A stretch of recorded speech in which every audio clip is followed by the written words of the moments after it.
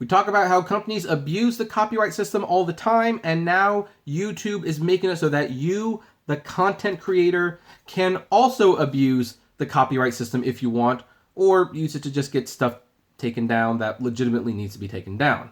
Hey everyone, this is Kevin the Apptrepreneur, and yeah, we're going to be talking about the YouTube copyright system again. Not because I am currently going through any disputes, although now that I think about it, I am going through one dispute on my other channel from TMS Animation.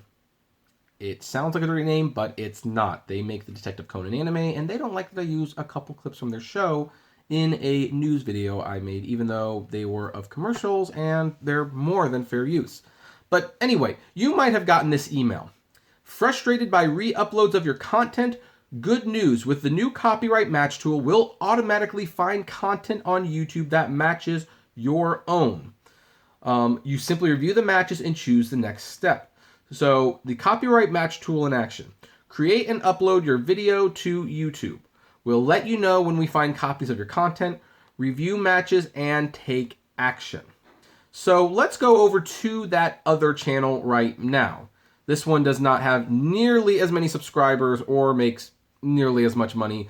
I'm going to be working on building that up a little bit more in the future though. So if anyone wants to subscribe now's a good chance. We're going to definitely start uploading more content within the next few weeks. And I've got a movie review series that I kind of want to try. For those of you who don't like how negative it gets here, it's a lot more positive over here for the most part. As you know, my latest video is why I hate that Disney owns YouTube. But, their rants are kind of in my blood. There's always a rant thing. So anyway, how does this copyright system work? The new copyright claim system. Well, here's what you do. And from what I understand, this is only in the YouTube Studio beta. I mean, I know they want this to be everything. At this point, this is what they want the studio to look like at some point, rather than the classic studio that most of us use. I personally don't like it very much. There's definitely room for improvement. If they improve it, maybe I would like it, but it's not convenient right now. But they have added a new button here for copyright. So you go here for copyright, and you have this. Now, right now, there's no matches right now because I already flagged them, but they show you videos that matches stuff that you made, whether in part or in whole. And then there's like three options, which you can't see right now. There's an option to dismiss the claim, like you look at it, it's like, that's fine, I'm not going to fight it. You can flag it, at which point you can send them a copyright takedown notice, and it's streamlined because YouTube already has it in their system. And then there's the third option where there's like an email where you can message people and message them whatever, maybe you want them to take it down automatically. And when you flag the videos, what you do is you send your name, your address, and a phone number. Now, I use like a Google Voice phone number for this, and I use my P.O. box as the address because this could very easily dox you. And then there's two options at that point. You can either issue an immediate takedown, at which point a strike will be issued on the offending user's channel, or you can give them 7 days to comply. Now, personally, I'm going to give them 7 days to comply because I rarely think you should just immediately strike someone. I think you should always try to talk it out whenever you can. At that point, you move on to the removal requests. And the thing is, I actually, it's interesting because I issued 3 of these. And there's 2 now. And these 2 are in progress. And the removal is scheduled for May 26th, and yeah, May 26th for both of them. So that's my request for them to remove these videos. My video, Controversial Vlogger Daddy 05, is finally banned from YouTube, and how to avoid the PayPal scams. Now, this says updated, so something tells me this. So this person might have added some notes or something. But in these cases, the videos were 100% perfect uploads. They were just my videos taken, put online, copied and pasted. You have your messages folder, which I don't have any messages. And then you have the archive. And nothing to see yet. Maybe there was only 2 on this one. And the archive is where, once the situation is resolved, that's where they go. It's archived. It's done. Messages, that's where you, obviously, well, that's where you're going to talk to the people. Now, there should be another thing noted here. And I didn't want to share it on the Apptrepreneur channel because it did flag some videos from other fellow UberTubers who have used clips of my stuff in their videos. Now, I didn't want to show it because of the sensitive nature of the topics, and we got to talk about this.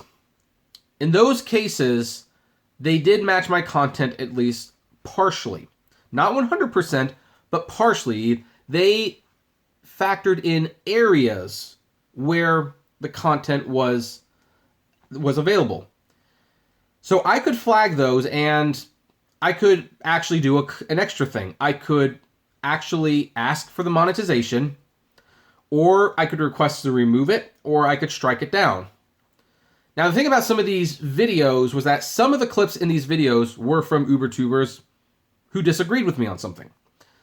And in at least 2 cases, they were from people who outright hated me and was calling me a bunch of names and stuff like that. Now, I could have said, hey, you know what? I don't like what you're saying. I'm going to strike you down. You're using my content. I don't believe in that. I believe, if you're cutting it up and you're basically arguing with me in video form, whether I like it or not is kind of besides the point. I do not feel it is moral to strike those videos. And this is where you have to be careful with this system. Because what this system has created is, in that situation, if you're using another YouTuber's video because you want to respond to them and you want to cut up their video and do little verbal responses to them, which is perfectly fine. That is fair use, and you are allowed to do that. By any legal definition, you are allowed to do that so long as you are not calling for violence or doxing them, which is very, very much illegal and against YouTube's terms of service. But YouTube has effectively made it very, very easy to, I don't normally meme, but to mundane Matt people you disagree with. And yeah, I still watch Mundane Matt, but I mean, he kind of earned that meme. So you got to be careful with this, folks. These videos, I had no issue saying take them down because they were mine.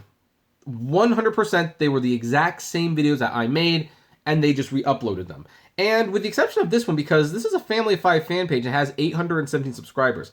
This has 2 subscribers. So, I mean, this one's probably not going to matter too much. This could, I think they were, what this YouTube channel is essentially doing, they are archiving videos about Family of 5, aka Daddy of 5, which was a horrible YouTube channel. Parents ended up being found pleading guilty to some, domestic abuse or something. It was a very ugly situation. Look it up if you want. It's pretty bad. So I think they were just saving all the videos, but that doesn't give them permission, the right to re-upload that video, which I made. It's not a great video, but I still made it. I spent the time on it. So I'm having them take it down. Now, they might disagree with me. If they do, then I can issue a strike. But that should normally be saved as a last resort. I don't want people... Well, I'm encouraging people not to abuse this system. I agree that we needed something like this. And I'm glad that YouTube is giving the individual creators some of the power to reclaim their own videos and content like the major studios have.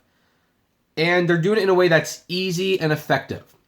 It could also be abused, and again, because there were those videos of people who disagreed with me, and that's why I'm not showing those ones, because I'm trying to move on from all that stuff. I frankly don't care anymore.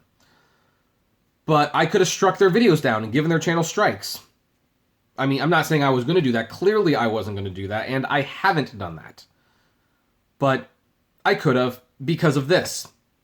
So it's nice that YouTube has definitely given people the chance to take control of their content again. But guys, be careful. You don't want to be that person who starts taking down and claiming videos because someone's disagreeing with you. That's where you're going to have to be careful, and that's where you will have to draw the line. Some of you won't. I understand that. It's one of those weird things where you kind of explain the process on how to do something they shouldn't do while hoping that they take your advice and not do it. But, you know, we'll have to see about that one. Anyway, I would like to know what you guys think of this new copyright system. Have you discovered many of your videos just uploaded on other channels? Did you find response videos that you didn't expect? I'd love to know. Comment below, like, favorite, share, subscribe. If you enjoy my videos, consider becoming a Patreon member. It's totally optional, of course, but even so, $1 a month goes a long way to helping the channel run smoothly, and you get access to my Patreon's exclusive blog. Also, if the gas prices are getting you a little blue, check out the Get Upside app below. It's free. You get cash back on every gas purchase. Subscribe to, well, Kevin T. Rodriguez or the Apptrepreneur Vlogs channel. And if you want to talk to me or other folks out there, check us out on Facebook on the Apptrepreneur Hangouts. And as always, flame responsibly. Have a good one.